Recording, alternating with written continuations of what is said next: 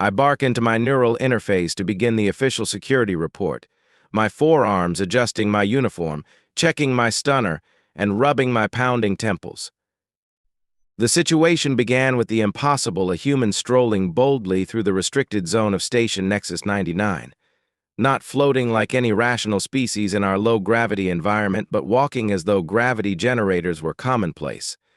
I stared at the security feed in disbelief. "Attention, all security personnel," I announced over the comm system, forcing calm into my voice. "Code purple in Sector 7. I repeat, code purple in Sector 7. Deploy non-lethal containment measures. This is not a drill. Our training, if it could even be called that, was laughably inadequate. Outdated Galactic Security Academy videos warning of the lethal unpredictability of Deathworlders. The human, a female according to our recognition software, appeared to be wearing stolen maintenance coveralls. She whistled a tune, the sound bouncing off the pristine walls like an ancient battle cry. "Deploy containment field Alpha," I ordered. The shimmering energy barrier formed around her, and for a moment I felt a hint of triumph. She stopped, examined the barrier, knocked on it like it was a door, and then, to my horror, disabled it with a simple wrench. "Deploy containment field Beta," I commanded. A triple redundant field sprang to life, yet she walked through it without hesitation, ignoring its full power. "Deploy containment field Gamma," my voice cracked as our most advanced phase shift barrier appeared. She calmly retrieved a ration bar from her pocket, ate it, and then used a small electromagnetic pulse device to dismantle the barrier, turning it into harmless sparks. I added to the log, "Standard containment protocols have failed. Immediate authorization for advanced measures is requested," along with a potential career change. The human, still whistling, turned a corner, heading for the quantum research labs. Before disappearing, she waved at a security camera. "I sent a priority alert to Admiral Pexto, sir. Remember how you said human-specific measures were unnecessary? Well, about that." 17 minutes later, I resumed recording, struggling to maintain composure as the human slid down a maintenance shaft, treating the entire pursuit like a game. "She's heading for the cafeteria," Officer Zakram reported. "Of course she is," I muttered, grimacing. "Converge on level 4. Deploy neural nets, gravity traps everything." The human emerged into the dining area, landing clumsily yet somehow evading every containment measure.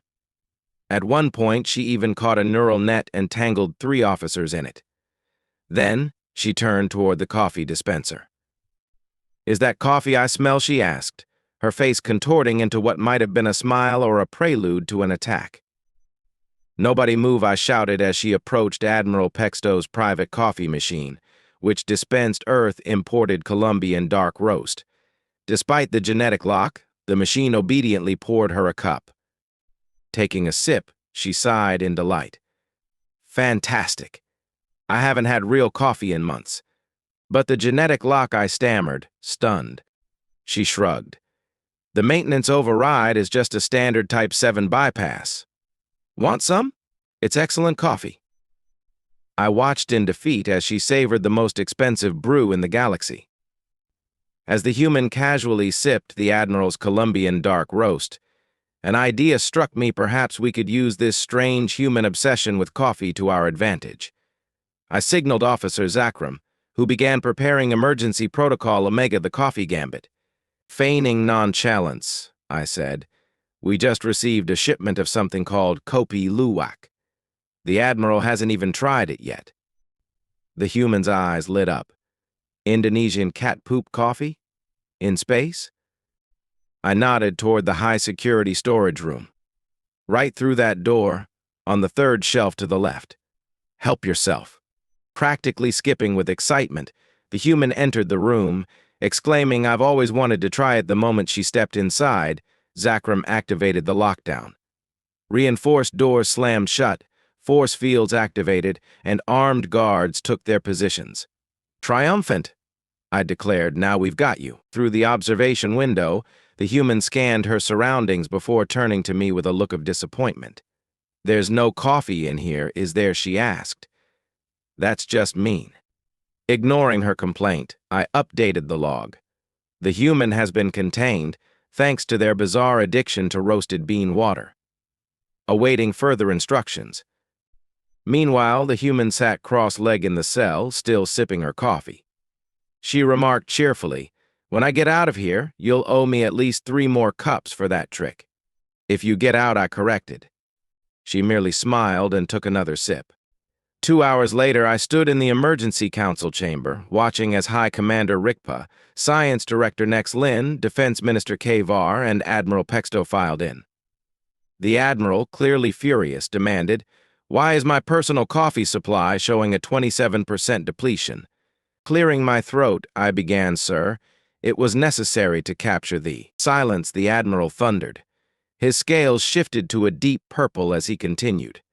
"A human on my station, in my restricted zone." Science Director Nex Lin raised a tentacle. "Admiral, scans confirm the human bypassed 17 layers of security, disabled 4 containment fields, and accessed restricted areas using basic maintenance tools." Impossible Defense Minister Kavar slammed 3 fists on the table. "Our systems are designed to repel the most advanced intrusions in the galaxy." She used a wrench, I interjected, eliciting horrified murmurs from the council. High Commander Rikpa's crystalline form shimmered. "The question is, what do we do now? Standard protocols appear inadequate." The Admiral's expression darkened. "The atomizer," he said softly. The room fell silent. Even the automated recorders seemed to hesitate. Sir Nex Lin protested, "The atomizer is for unstable quantum materials. It's not meant for." It's worked perfectly before the Admiral cut her off. The Zellian crystal beast, the sentient gas cloud from Nebula 7, the self-replicating nanobots all completely eradicated. I hesitated, pulling up records. The atomizer does have a 100% success rate, though we've never used it on a human. Exactly why it's ideal, the Admiral snapped. No diplomatic incidents, no evidence, just total erasure. The council exchanged nervous glances, recalling every grim scenario from training videos about underestimating humans. "Very well," declared Rikpa. "The council's decision is unanimous. Prepare the atomizer and someone get the Admiral fresh coffee before he implodes." The atomization chamber stood as a marvel of engineering, a void where the laws of physics themselves ceased to exist. Its quantum-reinforced walls pulsed with a sinister violet glow, and crystalline energy conduits crisscrossed the ceiling like frozen lightning, channeling enough power to obliterate a small moon. "For the record," I said, watching the technical team prepare the final adjustments, "the human has been informed of her sentence. Her only response was to ask if she could bring her coffee." Escorted into the antechamber, she clutched the Admiral's coffee cup as if it were a priceless treasure. "You'll need to leave the cup behind," I told her through the intercom. She sighed, taking one last sip. "This stuff's expensive," she muttered, surrendering the empty cup. Calmly, she walked into the main chamber without resistance. "Wow," she said, glancing around. "Love the aesthetic. Very sci-fi villain lair. Are those quantum manifold accelerators?" "Nice touch." Chief Engineer Tix Van froze mid-adjustment. "How does she know about quantum manifold accelerators?" "Maintenance access," the human replied casually. "They're right next to the ventilation ducts." "Oh, by the way, that one's misaligned by about 0.3 degrees. "Enough," Admiral Pexto bellowed. "Initiate atomization sequence. Maximum power." The chamber hummed to life, its glow intensifying as energy readings spiked beyond expected limits. The human stood calmly in the center, inspecting her nails. "Sequence complete," Tix Van reported. "The subject should now be disintegrating into base atomic particles." Instead, the human waved at us through the observation window. "Increase power," the Admiral snapped. "Sir, we're already at maximum," Tix Van protested, but the safety protocols were overridden. The glow shifted to a blinding white, alarms blared, and the station's artificial gravity flickered. 3 technicians fainted as the human yawned. "Fascinating," muttered Science Director Nex Lin, examining the readings. "Her cellular structure is adapting? No, it's outright ignoring the quantum field." Is it supposed to tickle? The human asked, her tone light. Feels like a spa treatment. Full emergency power, the Admiral shrieked. All non-essential systems were redirected, plunging the station into darkness. The chamber now glowed like a collapsing star, but the human sat cross-legged on the floor, humming contentedly. Sir Tix Van stammered, "We're using enough energy to atomize a planetoid. Her cellular structure remains unaffected." Stretching, the human smiled. "I think my split ends are gone. Anyone else want to try? It's quite relaxing." Before further action could be taken, the chamber's power core overheated.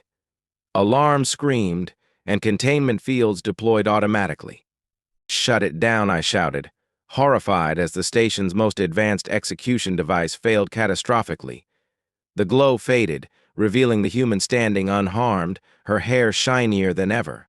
"So," she said through the cracked observation window, "anyone up for more coffee?" Admiral Pexto, defeated, slumped into his hover chair, making a sound like a deflating pressure valve. The aftermath was grim. The atomization attempt had failed entirely. The station's power grid was critically depleted, and the equipment likely irreparable. The human, completely unscathed, seemed more amused than anything else. Admiral Pexto remained unconscious, deprived of both caffeine and dignity. As for me, Chief of Security KW, Vox, my career was officially in ruins.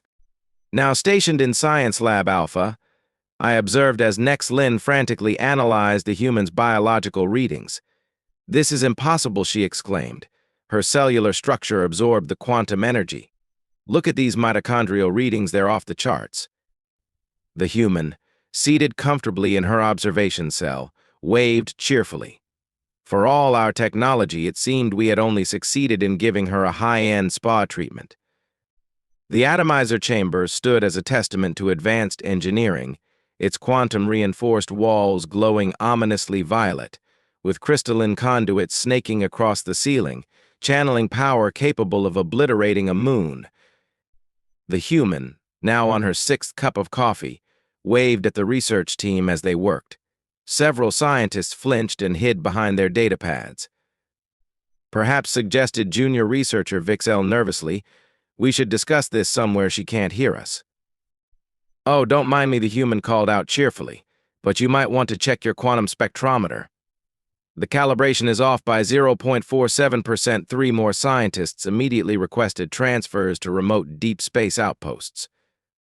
"Look at this," Nex Lin exclaimed, pointing to cellular comparison charts. "Normal species exposed to the atomizer show complete molecular breakdown, but her cells, they're dancing," the human interjected with a grin. "We call it vibing." Nex Lin's coloration shifted to an ultraviolet hue of panic. "The quantum dissolution field didn't just fail," she stammered. "Her biology transformed the energy into a really nice exfoliating treatment," the human offered helpfully.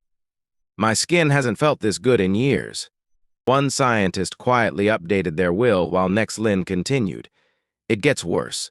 According to these readings, humans naturally generate low-level quantum field disruptions. Their existence warps the fabric of reality at a submolecular level." "Oh, that's just the coffee," the human nodded. "No more coffee," I snapped, immediately regretting it as she gave me what my species recognition software flagged as a puppy dog look. "The most disturbing finding," Nex Lin persisted, her tentacles trembling, "is that exposure to the atomizer has temporarily enhanced her abilities. She's now generating 17% more quantum disruption." "Is that why the maintenance bot just gave me its security codes?" the human asked innocently. The bot wheeled itself into a corner and shut down in apparent terror. "Don't be afraid, little guy," she said reassuringly. "I only use my powers for good and coffee acquisition." Nex Lin pulled me aside, her voice a terrified whisper. "The station's AI has started asking her for advice about life choices." I surveyed the lab, where half the researchers were huddled in corners discussing evacuation plans, while the other half scribbled notes with frantic enthusiasm. "Computer," I said, defeated. "Add to the findings humans appear to be immune to quantum dissolution due to natural reality warping properties, possibly enhanced by coffee. Further investigation is inadvisable as it may result in total mental breakdown of station personnel. And the human added, "We're great at hitting things with wrenches." One remaining brave scientist fainted. Security log update investigation status generating more questions than answers. Scientific staff requesting hazard pay. Maintenance systems possibly compromised. Station AI concerningly interested in human philosophy. Coffee supplies critically low. Security chief's recommendation: pretend none of this ever happened.